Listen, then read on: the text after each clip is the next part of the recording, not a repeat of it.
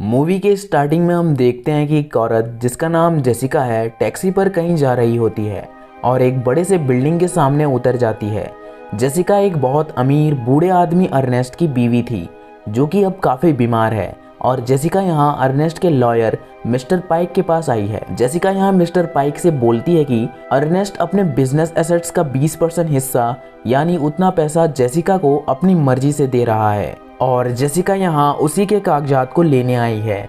तो मिस्टर पाइक यानी अर्नेस्ट का लॉयर को डाउट होता है और वो बीमार अर्नेस्ट को कॉल करता है और हमें पता चलता है कि अर्नेस्ट भी यही चाहता है। और मिस्टर पाइक का फ़ोन पर अर्नेस्ट के डॉक्टर से भी बात होती है जहां डॉक्टर बोलता है कि इस हालात में इंसान जो भी फैसले करता है वो सब सही होता है।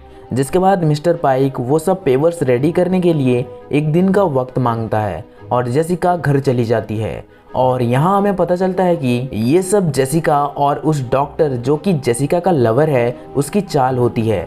और इस डॉक्टर ने बीमार अर्नेस्ट को हिप्नोसिस से एक ऐसी हालात में डाल दिया है जिसमें वो बिल्कुल अनकॉन्शियस है, पर डॉक्टर उसे जो भी करने या बोलने को बोलता है वो वैसा ही करता है। और ठीक उसी तरह इस डॉक्टर जिसका नाम रॉबर्ट है मिस्टर पाइक से उसकी बात कराई थी, पर उसकी बीवी होने के कारण इस हालात में अर्नेस्ट को देखकर जेसिका को बुरा लगता है। तो रॉबर्ट गुस्से में बोलता है कि हमें बस इसका पैसा चाहिए और ये सब तुम्हारा ही प्लान है। ऐसा बोल रॉबर्ट अर्नेस्ट को फिर से कुछ टाइम के लिए होश में ले आता है और हैरानी की बात यह होती है कि होश में आने के बाद अर्नेस्ट को कुछ भी याद नहीं रहता और वो अपनी बीमारी और पेन के चलते जेसिका पर चिल्लाने लगता है। जिसके बाद अगली सुबह जेसिका फिर से मिस्टर पाइक के पास जाती है।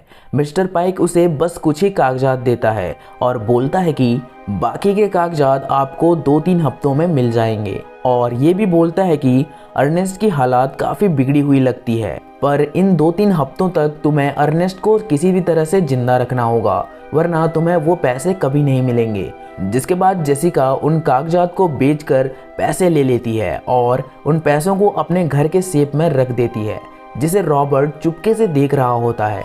पर जेसिका बाद में उसे उन पैसों के बारे में बता देती है और जैसे ही ये लोग करने वाले होते हैं कि अर्नेस्ट पर लगी मशीनों से आवाज़ आने लगती है और घबरा कर ये दोनों उसके पास जाते हैं तो देखते हैं कि अर्नेस्ट मर चुका होता है। रॉबर्ट घबरा कर उसे सीपीआर देने लगता है पर अब काफ़ी देर हो चुकी थी। जिसके बाद ये दोनों परेशान होकर हॉल में बैठे होते हैं। रॉबर्ट एक फैसला करता है कि उन पैसों के मिलने तक हम किसी को भी नहीं बताएंगे कि अर्नेस्ट की मौत हो चुकी है और उन पैसों के मिलने के 1-2 दिन बाद हम लोगों से बोल देंगे कि बीमारी से अर्नेस्ट की मौत हो गई। पर जेसिका बोलती है कि इतने दिनों तक अर्नेस्ट की बॉडी एकदम सड़ जाएगी, सबको पता चल ही जाएगा। तो रॉबर्ट दिमाग लगाता है और बोलता है कि तुम्हारा बेसमेंट कब काम आएगा।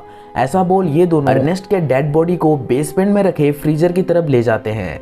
इनका आइडिया ये था कि उन पैसों के मिलने तक ये लोग अर्नेस्ट के डेड बॉडी को फ्रीजर के अंदर रखेंगे ताकि वो सड़े ना। और अर्नेस्ट के डेड बॉडी को फ्रीजर में रखने के बाद इन दोनों की थोड़ी बहुत बातचीत होती है जहां जेसिका बोलती है कि अगर किसी को पता चल गया तो रॉबर्ट बोलता है कि तुम बिल्कुल चिंता मत करो, अर्नेस्ट का कोई रिश्तेदार ही नहीं है। और रही बात उसके लॉयर यानी मिस्टर पाइक की, तो उस बुड्ढे को अपने काम से फुर्सत ही नहीं है। अगली सुबह जेसिका फिर से अपने एसेट्स को बेचकर कुछ और पैसे ले आती है और उस सेफ में रख देती है। तभी उस बेसमेंट से किसी के दर्द से कराहने की आवाजें आने लगती हैं जिसे सुन जेसिका डर जाती है और चेक करने बेसमेंट के अंदर जाती सीढ़ियों से धीरे धीरे उतरने लगती है। रॉबर्ट के अचानक वहां आ जाने से जेसिका और भी डर जाती है और बोलती है कि नीचे से कुछ आवाजें आ रही हैं। तो रॉबर्ट उस बात को इग्नोर करता है और जेसिका को हॉल में ले आता है और उससे बोलता है कि चलो आज हो ही जाए। पर डरी हुई जेसिका बोलती है कि आज नहीं बेबी कल।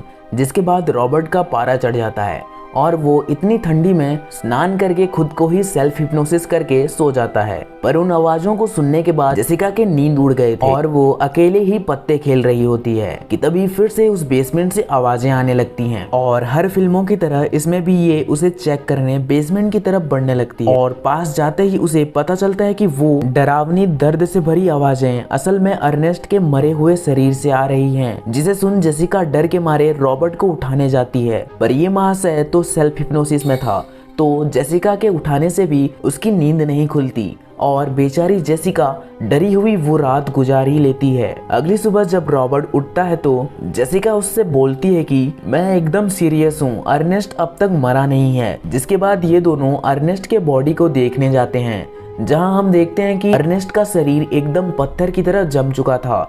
रॉबर्ट बोलता है कि देखा कुछ भी नहीं है, और फ्रीजर के डोर को बंद कर ही रहा होता है कि फिर से अर्नेस्ट के डेड बॉडी से वो आवाजें आने लगती हैं।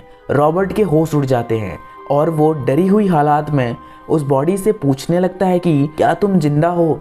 तो वो बॉडी रिप्लाई करती है कि मैं अब तक सो रहा था पर अब मैं मर चुका हूँ। और फिर वो बॉडी से आवाजें आना बंद हो जाती हैं। तो रॉबर्ट अर्नेस्ट के शरीर को चेक करता है और 1 घंटे बाद जेसिका को दिलासा देते हुए बोलता है कि उसके मरते वक्त अर्नेस्ट मेरी हिप्नोसिस में था, यही कारण होगा कि अब भी हम उससे बातें कर पा रहे हैं। जेसिका बहुत ही डरी हुई होती है और बोलती है कि तुम प्लीज मुझे आज छोड़कर कहीं मत जाओ। पर रॉबर्ट का एक इम्पोर्टेंट अपॉइंटमेंट होता है, तो वो जेसिका को कुछ मेडिसिन देकर चला जाता है और जेसिका भी उसके आने तक घर के बाहर समय बिताती है। जिसके बाद जब जेसिका घर वापस आती है तो वो देखती है कि रॉबर्ट उसके आने से पहले ही घर पहुंच चुका होता है, क्योंकि उसका अर्नेस्ट के बोलते डेड बॉडी पर काफी इंटरेस्ट बढ़ गया होता है और वो उस बॉडी से पूछता है कि आखिर वो अभी कहाँ है। तो अर्नेस्ट अपनी दर्द वाली भारी आवाज में बोलता है कि मैं एक ऐसी जगह पर हूँ जहाँ बहुत ही अंधेरा है और यहाँ बहुत ठंड है, पर मुझे दूर रोशनी दिखाई दे रही है और यहाँ और भी लोग हैं जो कि मुझे घूर रहे हैं। जिसके बाद अर्नेस्ट का बॉडी फिर से शांत हो जाता है और रात को जेसिका तो सो जाती है, पर रॉबर्ट ये सोच में पड़ जाता है कि आखिर अर्नेस्ट के साथ और कौन लोग होंगे। जिसके बाद अगले दिन भी रॉबर्ट उस डेड बॉडी को एग्जामिन करके उसके साथ बातें कर रहा होता है, जहां अर्नेस्ट बोलता है कि प्लीज मेरी मदद करो। तो रॉबर्ट पूछता है कि आखिर वो क्या कर सकता है। तो डेड बॉडी रिप्लाई करती है कि तुम मुझ पर किया हिप्नोसिस को तोड़ते हुए मुझे जगाओ ताकि मैं मुक्त हो जाऊं, वरना यहाँ जो लोग हैं वो मेरी बॉडी को कंट्रोल करके तुम तक पहुंच जाएंगे। इनकी ये बातें चल रही होती हैं कि पीछे से जेसिका कहीं से एक गन लाकर अर्नेस्ट के डेड बॉडी पर 2 बार शूट कर देती है। रॉबर्ट गुस्से में आ जाता है और बोलता है कि अब हम लोगों को क्या जवाब देंगे जब वो अर्नेस्ट के शरीर पर 2 गोली के निशान देखेंगे, और हम उसे चैन से मरने में मदद कर सकते थे, पर अब मैं तुम्हारा साथ नहीं दूंगा। तो जेसिका बोलती है कि इन सब में तुम भी फंसोगे क्योंकि तुमने भी मिस्टर पाइक से बातें की है। जेसिका बोलती है कि हमें अर्नेस्ट के शरीर को दफनाना होगा। मैं लोगों से बोल दूंगी कि उसकी मौत होते ही उसे उसके होम टाउन में दफना दिया गया। और रॉबर्ट भी प्रेशर में आकर उसकी बात मान लेता है और उस घर के पीछे के गार्डन में उस बॉडी को दफनाने के लिए एक गड्ढा खोदने लगता है। इधर जेसिका को फिर से बेसमेंट में कुछ गिरने की आवाजें आती हैं। उसे पहले तो लगता है कि शायद रॉबर्ट होगा और वो नीचे जाने लगती है कि तभी वो देखती है कि अर्नेस्ट का डेड बॉडी, जो कि काफी डरावना दिख रहा था, उस फ्रीजर से बाहर आ चुका था और जेसिका के पीछे पड़ जाता है। जेसिका दौड़कर वो गन ले आती है और डेड बॉडी बोलने लगती है कि ये मैं नहीं कर रहा हूँ जेसिका, ये वो बुरे लोग हैं जो कि अब मेरे बॉडी को यूज कर रहे हैं। जेसिका उस बॉडी पर शूट करने लगती है पर उसे कुछ फर्क ही नहीं पड़ता है और अर्नेस्ट का बॉडी जेसिका को पकड़ लेती है। गोली की आवाज सुनकर रॉबर्ट भी घर के अंदर आ जाता है। उसके आते ही जेसिका की लाश ऊपर से नीचे गिरती है और रॉबर्ट अर्नेस्ट की डेड बॉडी को देखकर चौंक जाता है, पर उसकी मदद करने के लिए उसके अंदर के हिप्नोसिस को तोड़कर उसे जगा देता है। पर मरते मरते वो बॉडी बोलती है कि वो दूसरे लोग अब आज़ाद हो चुके हैं और अब वो तुम्हारे साथ हैं। इतना बोलकर वो डेड बॉडी नीचे गिर जाती है और रॉबर्ट डरी हुई हालात में उस सेफ में से सारे पैसों को लेकर वहां से दूर एक होटल में चला जाता है। उसी रात पुलिस वालों को अर्नेस्ट और जेसिका की लाश उनके घर में मिलती है और उन्हें लगता है कि ये सब अमीरों के चोंचले होंगे। और दूसरी तरफ रॉबर्ट उसी सेल्फ हिप्नोसिस का यूज करके चैन से सोने की कोशिश कर रहा होता है कि तभी उसके घर की खिड़की खुल जाती है और जोरों की हवा चलने लगती है। तभी हम अर्नेस्ट के बताए अनुसार उन बुरे लोगों का झलक भी देखते हैं जो कि उस नुकीली घड़ी को भी रॉबर्ट के ऊपर गिराकर उसकी जान ले लेते हैं। अगली सुबह उस होटल का मालिक पुलिस वालों को बुलाता है क्योंकि रॉबर्ट के कमरे से किसी के दर्द से भरी कराहने की आवाजें आ रही थी। ये इसलिए होगा क्योंकि रॉबर्ट के मरते वक्त वो सेल्फ हिप्नोसिस में था।